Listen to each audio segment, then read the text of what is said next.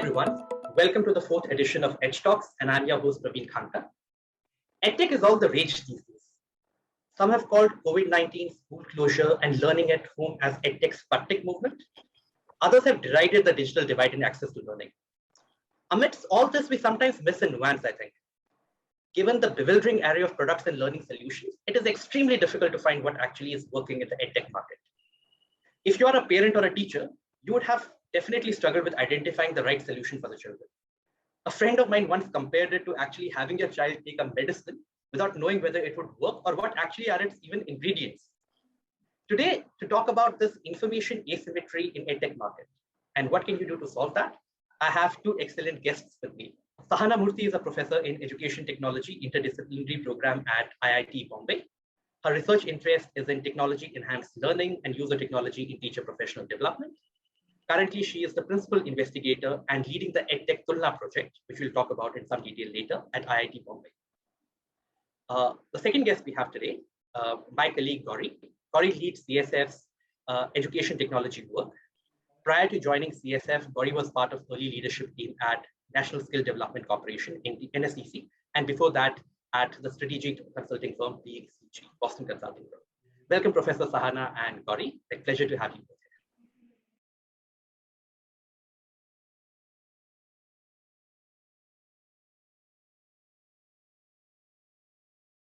To people who are hearing this, what are the nuts and bolts of Tulna's assessment?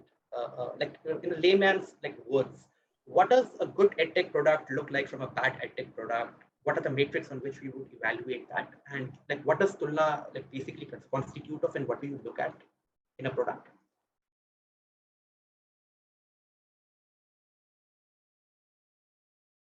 So before I explain what Tulna looks like, the different dimensions, what the different dimensions are, let me just take a minute to describe where we drew our analysis from, analysis to build, to create the index itself.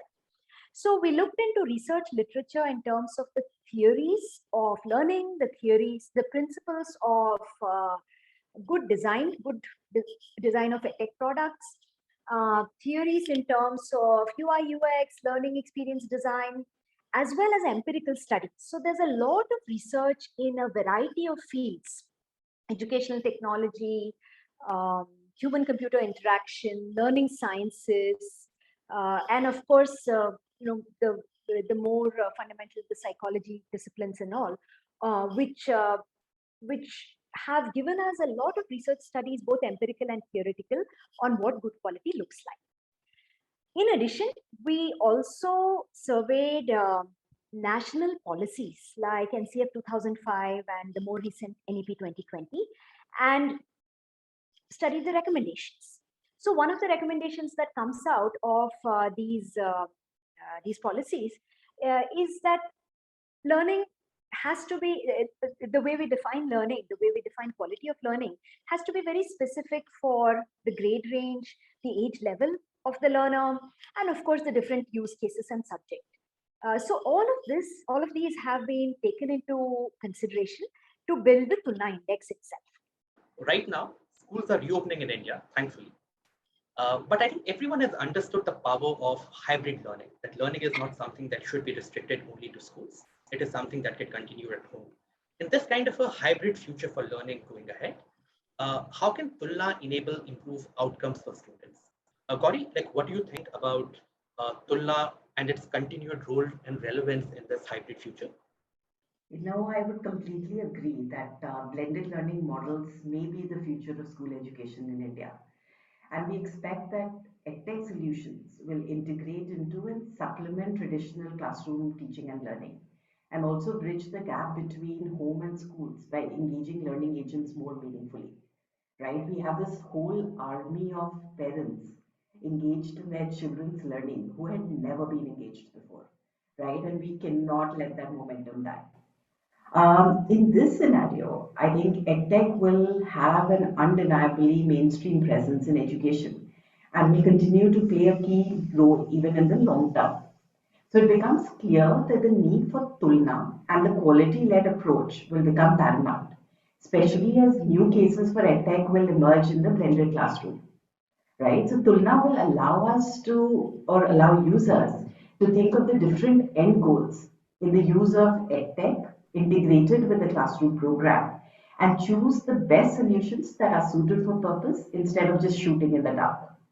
State governments, in my mind, as the largest implementers of EdTech programs, will likely set the tone and shape the future of the EdTech ecosystem in this blended model. We aim for state governments to lead the way actually in adopting Tulna to inform these implementation decisions. Over time, we hope for Tulna to become a valuable tool for retail users as well, right? For private schools, for teachers, and for parents as well. And why we feel Tulna is exciting for the EdTech ecosystem at large, right? Across private, public, non-profit, for-profit spheres is because not only does Tulna set standards and help decision makers with EdTech adoption, but it is also setting an EdTech vision for India in some ways, right? What is most meaningful EdTech? Why should I adopt it? Through Tulna, we are capturing what good looks like and also allowing users to keep pace with the rapid innovation in the sector. Innovations that they would have potentially been unaware of, but innovations that would potentially have been undiscovered. The hope is to realign the ecosystem to create an evidence first and learning first mindset with it.